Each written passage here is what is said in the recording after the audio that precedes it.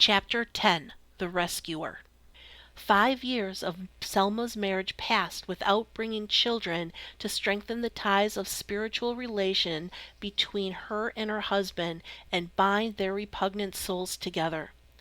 A barren woman is looked upon with disdain everywhere because of most men's desire to perpetuate themselves through prosperity. The substantial man considers his childless wife as an enemy. He detests her and deserts her and wishes her death. Mansour Bey Galib was that kind of man.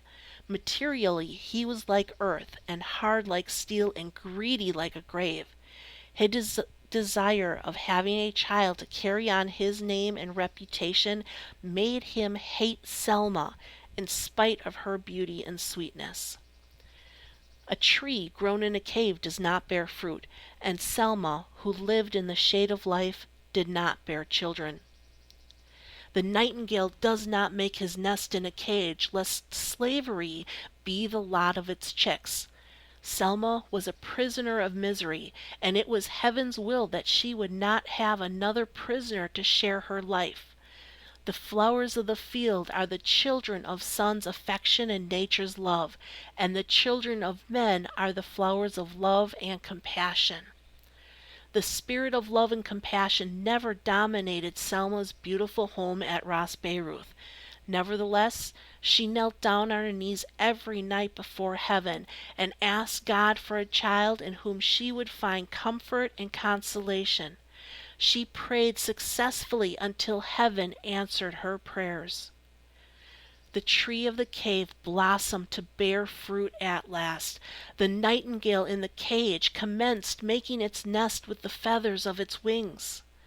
Selma stretched her chained arms toward heaven to receive God's precious gift, and nothing in the world could have made her happier than becoming a potential mother. She waited anxiously, counting the days and looking forward to the time when heaven's sweetest melody, the voice of her child, should ring in her ears. She commenced to see the dawn of a brighter future through her tears. It was the month of Nisan when Selma was stretched on the bed of pain and labor, where death and life were wrestling. The doctor and the midwife were ready to deliver to the world a new guest.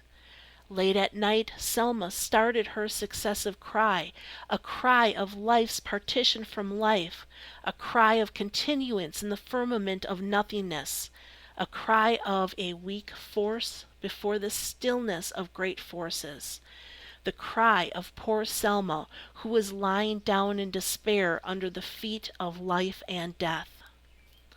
At dawn, Selma gave birth to a baby boy. When she opened her eyes, she saw smiling faces all over the room. Then she looked again and saw life and death still wrestling by her side. She closed her eyes and cried, saying for the first time, "Oh, my son!" The midwife wrapped the infant with silk swaddles and placed him by his mother. But the doctor kept looking at Selma and sorrowfully shaking his head. The voices of joy woke the neighbors, who rushed into their house to felicitate the father upon the birth of his heir. But the doctor still gazed at Selma and her infant and shook his head. The servants hurried to spread the good news to Mansour Bey, but the doctor stared at Selma and her child with a disappointed look on his face. As the sun came out, Selma took the infant to her breast. He opened his eyes for the first time and looked at his mother. Then he quivered and closed them for the last time. The doctor took the child from Selma's arms, and on his cheeks fell tears. Then he whispered to himself, "He is a departing guest." The child passed away while the neighbors were celebrating with the father in the big hall at the house and drinking to the health of their heir. And Selma looked at the doctor and pleaded, "Give me my child and let me embrace him." Though the child was dead, the sounds of the drinking cups increased in the hall. He was born at dawn and died at sunrise. He was born like a thought, and died like a sigh, and disappeared like a shadow. He did not live to console and comfort his mother. His life began at the end of the night and ended at the beginning of the day, like a drop of dew poured by the eyes of the dark and dried by the touch of the light. A pearl brought to the tide to the coast and returned by the ebb into the depth of the sea. A lily that has just blossomed from the bud of life and is mashed under the feet of death. A dear guest whose appearance illuminated Selma's heart and whose departure killed her soul.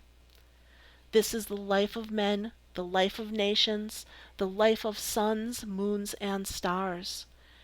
And Selma focused her eyes upon the doctor and cried, "Give me my child and let me embrace him. Give me my child and let me nurse him." Then the doctor bent his head. His voice choked and he said, "Your child is dead, madam. Be patient." Upon hearing her doctor's announcement, Selma uttered a terrible cry. Then she was quiet for a moment and smiled happily. Her face brightened as if she had discovered something, and quietly she said, "Give me my child. Bring him close to me and let me see him dead." The doctor carried the dead child to Selma and placed him between her arms. She embraced him, then turned her face toward the wall and addressed the dead infant, saying, "You have come to take away my child. You have come to show me the way that leads to the coast. Here I am, my child.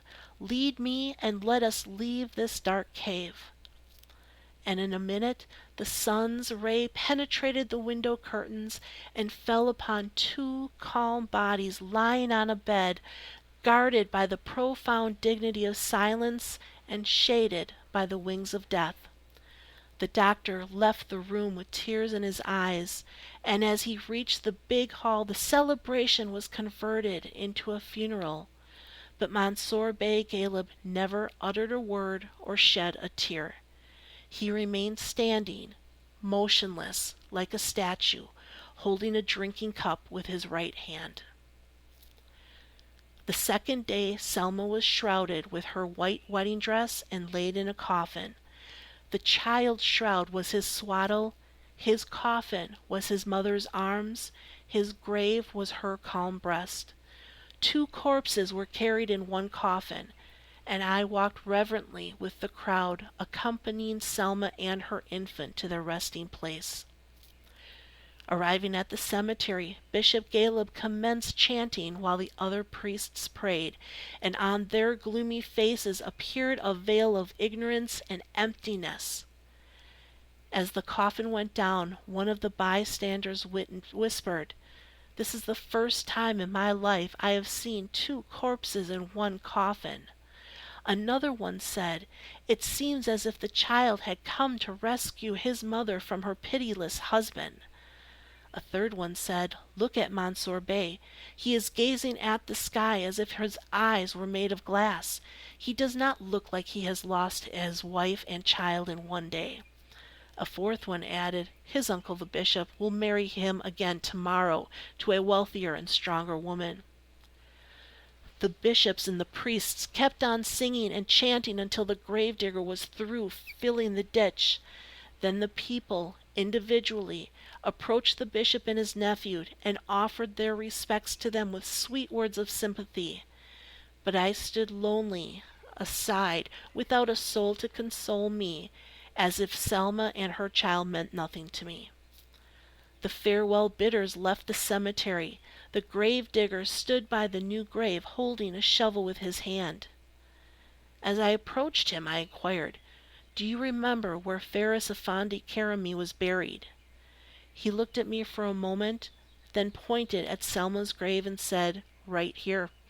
I placed his daughter upon him, and upon his daughter's breast rests her child, and upon all I put the earth back with this shovel."